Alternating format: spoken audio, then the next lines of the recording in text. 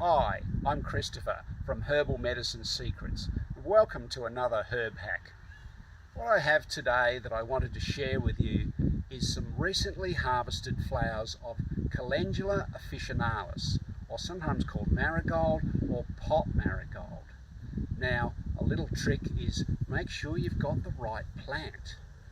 Often people will look at African marigolds and think that they're this particular species, the medicinal species, but they're quite a different plant and they have quite a pungent smell. And these are actually orange, yellow to orange, a very open, simple daisy flower. So that's a good point to get right. Over the last couple of days I've been harvesting these flowers to gather up enough quantity, and because our weather at the moment is quite damp and humid, I'm wanting to have the flowers just dried off a little bit before I make an infused oil with them.